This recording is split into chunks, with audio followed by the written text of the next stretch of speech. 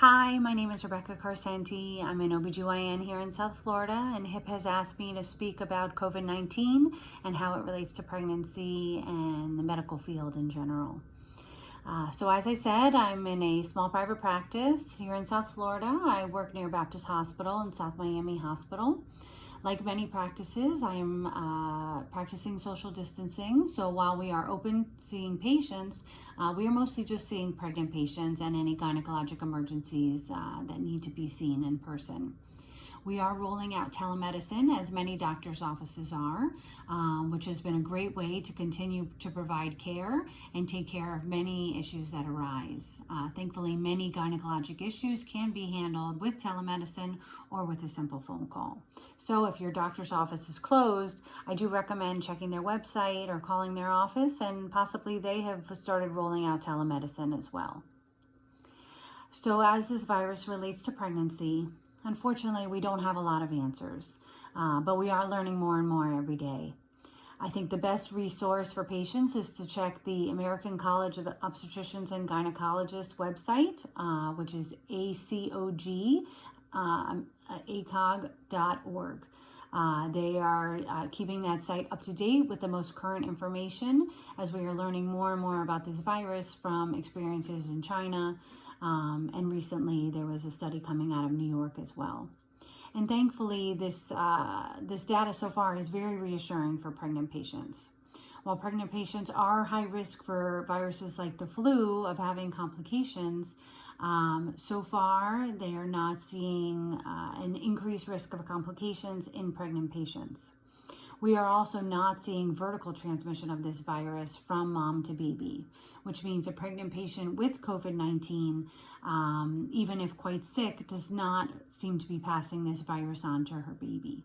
And that is very reassuring for our patients. A lot of people are concerned about how labor and delivery is going to be handled. I can only speak for my own practice, but as far as mode of delivery, vaginal delivery or C-section, this should not be altered by this virus unless the medical condition necessitates that. And as far as support person being with the mom in the hospital, while New York did for a while mandate and limit support people in the room with the mom, that has since been reversed, and thankfully it does not seem that any hospitals in South Florida are moving towards that at all. So patients can be reassured that you will have a support person with you. Often it might be limited to one person, but it will be either the partner, another family member, a close friend, or even a doula. However, unfortunately, it will be limited to that one person. So as this virus relates to breastfeeding, so far we are not seeing the virus being detected in breast milk, so that is very reassuring. However, for a patient who is actively sick with COVID-19, often the baby is being isolated from the mom, unfortunately, and that is to prevent the close contact that can allow for transmission of this virus with breastfeeding. So best to speak with your healthcare provider about an individual case, but thankfully so far we are not seeing the virus being passed on in breast milk. Another question that I'm being asked often is whether the hospital is a safe place to have a baby with the current COVID-19 pandemic. And I and many OBGYNs, all OBGYNs probably, would say that the hospital is by far the safest place to have a baby. Even for a low-risk pregnancy without complications, complications can quickly arise.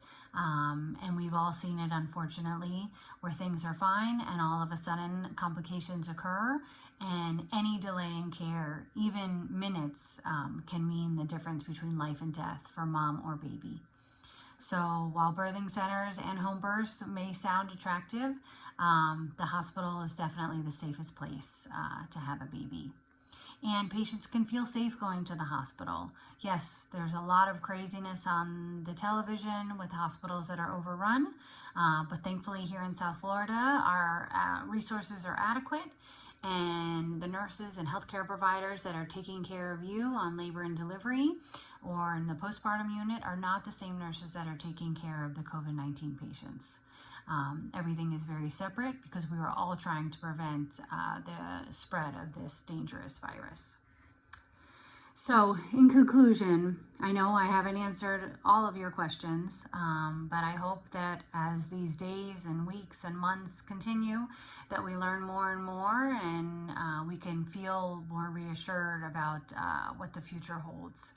So in the meantime, if you or a family member or loved one are pregnant, the best thing is to do what the rest of us are doing. Practice social distancing, wash your hands, avoid touching your face, and try to stay safe and positive.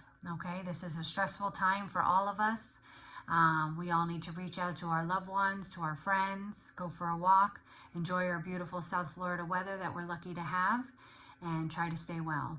So thank you very much for listening to me today, and I hope I've helped you a little bit, and be well. Thank you.